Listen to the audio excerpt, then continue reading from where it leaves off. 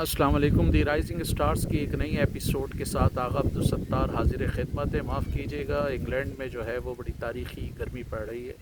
آج ٹمپریچر 29 ہے، تو میں پچھلی پارک میں بیٹھ کر بنا رہا ہوں۔ تو پچھلی ویڈیو جو اس کا میں پارٹ 1 بنا رہا تھا ڈاکٹر اسرار اور جاوید احمد غامدی، تو ہوا تیز چلی تو وہ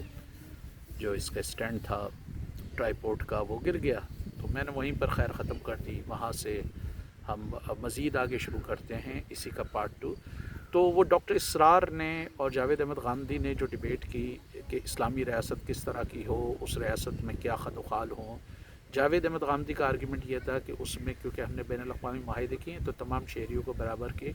حقوق ملنا چاہیے، لیکن ڈاکٹر اسرار کا یہ اصرار تھا کہ وہ جو ہے وہ جو غیر مسلم ہیں ان کو ذمہ بنا کے رکھنا چاہیے، ان کو سیکنڈ کلاس شہریوں کا جو ہے وہ حق ملنا چاہیے، اور ان کو ریاست کے اعلیٰ عہدے نہیں ملنے چاہیے ایک سرٹن اسٹیٹ سے، اور ان کو جو پالیسی میکنگ ہے اس میں بھی ان کو انفلوئنس نہیں کیا جانا چاہیے، مثلا ان کا کوئی اثر و رسوخ نہیں ہونا چاہیے پالیسی میکنگ میں۔ یہ ان کا آرگیومنٹ تھا۔ پھر گفتگو جو ہے وہ خواتین کے حقوق کے حوالے سے بھی ہوئی، اور اس میں بھی جاوید احمد غامدی صاحب نے نسبتاً ایک ریشنلسٹ لائن دی، جس میں خواتین کے حقوق کے حوالے سے تقریباً برابری کی اور مساوات کی بات کی گئی، اور ڈاکٹر اسرار کا یہ اصرار تھا کہ جی نہیں، خواتین کو جو ہے وہ ریاست کے اعلیٰ عہدوں پر نہیں کیا جا سکتا، ان کا ڈومین جو ہے وہ ڈیفرنٹ ہے۔ اب یہ کوئی نئی بات نہیں ہے، اس طرح کے آرگیومنٹ جو ہے وہ غزالی اور دوسرے لوگوں نے بھی کیے ہیں، اور ایک وجہ یہ ہے کہ یہ ابن رشد یا دوسرے مسلمان فلسفیوں کو مولوی پسند نہیں کرتے تھے۔ وہ یہ بھی تھا کہ ابن رشد خواتین کی برابری کا قائل تھا، جس طرح پلیٹو نے الجمہوریہ میں یا اپنی ریپبلک میں خواتین کو تقریباً برابر کا درجہ دیا، اور اس نے کہا کہ جس طرح آپ چوکیداری کے لیے یا جانوروں کو ٹرین کریں تو نر کو کریں یا مادے کو کریں، اگر اس کو آپ پراپر ٹریننگ دیتے ہیں تو وہ ویسے ہی حفاظت کر سکتی ہے۔ وہ کروڈ ایگزامپل ہے، اس نے کتا اور کتیے کی مثال دی ہے کہ اگر ان کو آپ ٹرین کریں تو برابر کا وہ ہو سکتا ہے۔ تو وہ پلیٹو جو ہے وہ خواتین کی برابری کا قائل تھا، اور اس کی جو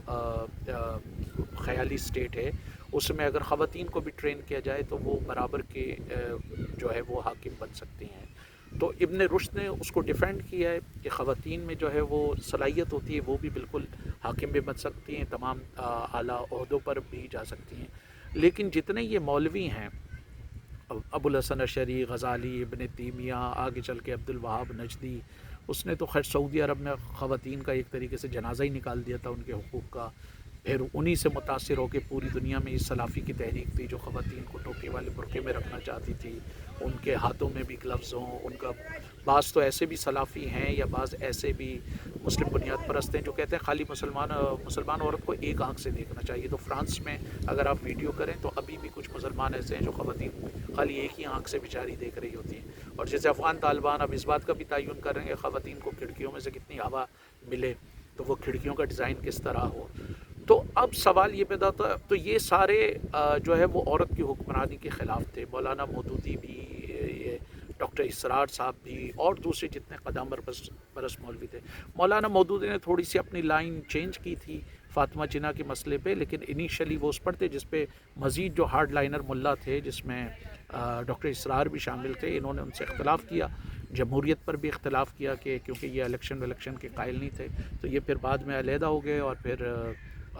اسرار صاحب کچھ ٹائم تک جنرل ضیاء کے اتحادی رہے، شورا کے ممبر رہے۔ بعد میں بظاہر انہوں نے شورا سے تو ریزائن کر دیا، لیکن جنرل ضیاء کے دور کا جو پی ٹی وی تھا اس پر وہ قبضہ جمائے رہے کافی ٹائم تک، اور نوجوانوں کو اور نئی نسل کو جو ہے اپنے قدامت پرست نظریات کے تھرو جو ہے وہ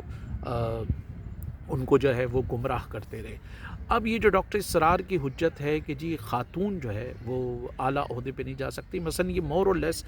عمومی طور پہ وہی لائن ہے کہ کوئی خاتون جو ہے وہ وزیر اعظم نہیں بن سکتی، آرمی چیف نہیں بن سکتی، بڑے عہدے کو ایکسیس نہیں کر سکتی۔ سوری، مجھے لگ رہا ہے کہ چینٹیاں شیٹیاں آ رہی ہیں۔ اینی وے، تو مائی گاڈ،